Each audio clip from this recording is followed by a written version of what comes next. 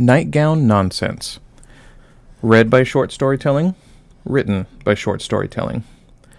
This is not my story, but a story from a friend of the family. The names have been changed to protect the innocent. It certainly isn't to protect the guilty.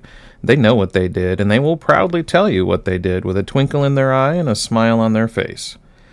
This friend grew up differently than I did. Some people get to experience having friends for family. A brother or sister nearly the same age with similar interests. It builds a bond of closeness that transcends mere friendship. This can be good and bad. Different generations, those that predate the internet, cell phones, video games, and VCRs, spent time in the world having to make their own entertainment. By this, I mean boredom was something to be avoided, and questionable choices abounded as a result. This combined with living in a home that showed affection with humor, practical jokes, and teasing, leads to epic events remembered fondly by some, and with an awkwardness by others. For this story, we have brothers Rod and Jerry. They grew up in the wilderness, spending time on their own hunting and foraging together. It's a pastime they both avidly enjoy, and something they like evangelizing and sharing with others. In this instance, they invited their neighbor, Mike, on a hunting trip for a few days. Being invited on a hunting trip like this is no small deal. There's a lot of trust required to spend every waking moment with someone for several days, hiking through wilderness and carrying weapons. The trio has been friends for a while, and a hunting trip was an invitation to get to know each other better and form stronger bonds together. Jerry laid the groundwork for the entertainment when they first arrived at their chosen camp.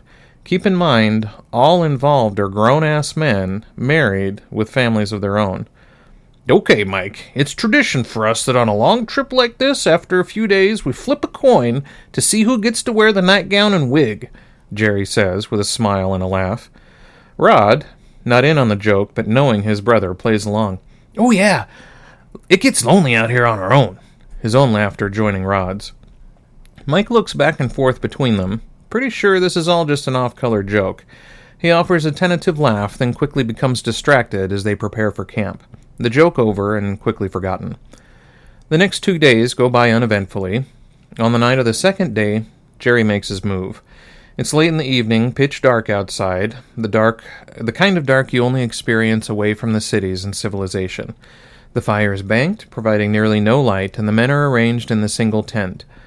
Rod is on one side, Mike is in the middle, and Jerry on the other side of the tent, each man in his own sleeping bag. Jerry has the only flashlight amongst them. He sets it down, illuminating his face and hands. "Okay, it's time to flip a coin for the nightgown. Mike, since this is your first time, Rod and I'll flip for it. Heads, it's me. Tails, it's Rod."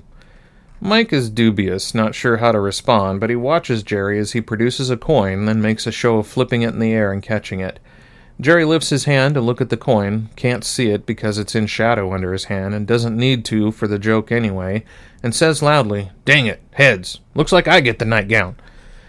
Jerry turns to his pack and opens it up, then produces his wife's pink nightgown that he'd packed days before.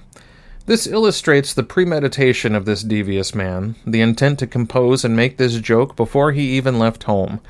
He then holds up the nightgown in the dim light of the flashlight before turning it off and making rustling noises like he's putting on the gown. Rod, again, is not in on the joke, but he knows his brother well. "Hurry up, Jerry, I'm getting antsy." After a moment, Jerry responds, "Fine, I'm all set." "About time," replies Rod. Then he climbs over Mike in his sleeping bag, who's between them. Rod and Jerry then proceed to make fake grunting and moaning sounds in the dark for a minute or two before Rod climbs back over Mike to his side of the tent. "Okay, Mike, your turn," says Rod with such a huge shit-eating grin on his face you can hear it in his voice. Mike doesn't respond, so Jerry turns the flashlight back on. Mike has a mummy bag, and for those of you that may not know, it's a style of sleeping bag with no zipper, just drawstrings around the opening in the top.